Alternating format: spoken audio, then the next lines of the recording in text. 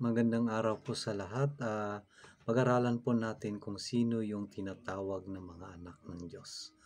Ah, Marami pong taong nagsasabi nga sila daw ay anak ng Diyos. Pero hindi lahat ng tao ay anak ng Diyos. Pero lahat ng tao ay nilikha ng Diyos. Makikita natin sa John 1:12, ang tinatawag niyang mga anak. Makikita po natin nga sino lang po ang tinatawag na anak ng Diyos. John 1:12, ngunit ang lahat ng tumanggap at nanalig sa Kanya ay pinagkalooban niya ng karapatang maging anak ng Diyos. Sila nga'y naging anak ng Diyos hindi dahil sa isinilang sila ayon sa kalikasan, ni sa pita ng laman o sa gawa ng tao. Ang pagiging anak nila ay buhat sa Diyos. Amen? So, ang tao pala ay nagiging anak ng Diyos kung siya po ay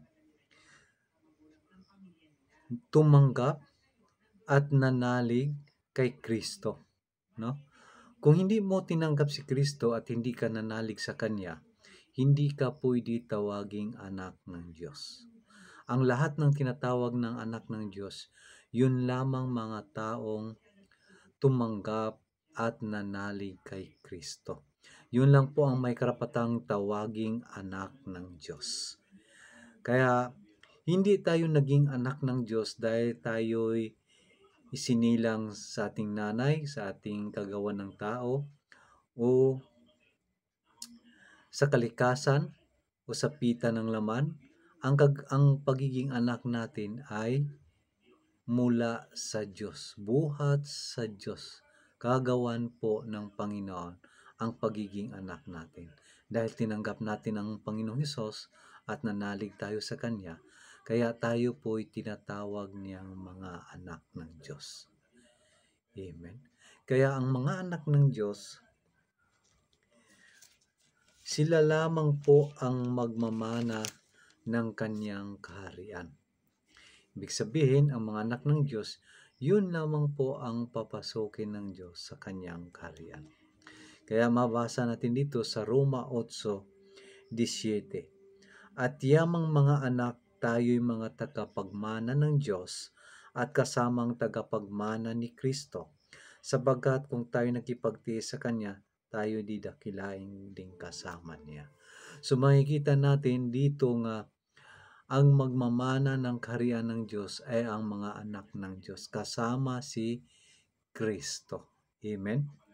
So ano po man nagpapatunay nga tayo po'y mga anak na ng Diyos? No? Dito po sa Roma 8:15, sapagkat hindi kayo tumanggap ng espiritu ng pag-alipin upang muling makatakot, ang tinanggap ninyo ay espiritu ng pagiging anak, at ito ang nagbibigay sa atin ng karapatang tumawag ng Ama ko. So nagpapatunay na tayo po'y inampon na ng Diyos dahil sa ating pananalig at pagtanggap sa Kanya. So hindi na tayo alipin, kundi anak na tayo sa Espiritu. Ibig sabihin, spiritual son of God, no? Tayo po'y mga espiritong anak ng Diyos. Hindi tayo nagiging alipin, kundi ang tinanggap natin ay espiritu ng pagiging anak. So hindi tayo anak sa laman, kundi anak tayo sa espiritu ng Diyos. Kasi ang Diyos ay espiritu, anak tayo sa Diyos sa espiritual. Amen? Kaya ang magmamana ng kaharian ng Diyos, yun lamang pong mga anak niya. Kaya mayroon tayo ng karapatang tumawag sa Kanya ng Ama-Ama. Makalapit na tayo sa Diyos dahil tayo po'y mga anak na niya. Kung hindi tayo naging anak ng Diyos, paano tayo makalapit sa Kanya? Yung mga anak ng Diyos ang may karapatang tumawag sa Kanya ng Ama. So hindi tayo makalapit sa Ama kung hindi tayo anak ng Diyos. Amen? At saka hindi po papasukin sa langit ang mga hindi anak ng Diyos. Kasi ang mga taong papasukin sa langit, yun lang pong mga anak niya. At may mga pangalan doon sa langit. So hindi ka makapasok sa langit kung wala kang pangalan. Kaya sabi rito sa Pahayag 20 verse 15, itinapon sa lawang apoy ang sinumang hindi nakasulat ang pangalan sa aklat ng buhay. Saan po pupunta ang mga taong walang pangalan sa aklat ng buhay? Ay itatapon sa lawang apoy.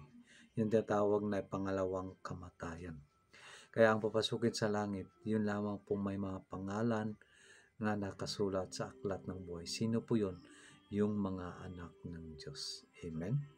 Kaya madali lang po pag tayo po'y gustong maging anak ng Diyos, tanggapin lang natin si Kristo ng bukal sa puso, ng buong puso. Pag tinanggap natin ang Panginoon at nanalig tayo sa Kanya, tayo po'y magiging anak niya. Amen? Sabihin mo lang, Panginoong Hesus, tinatanggap kita ng buong puso. At ikaw na ang Panginoon ng buhay ko.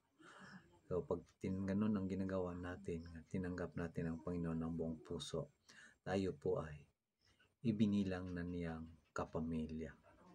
Tayo po ay isang pamilya na ng Diyos. Amen?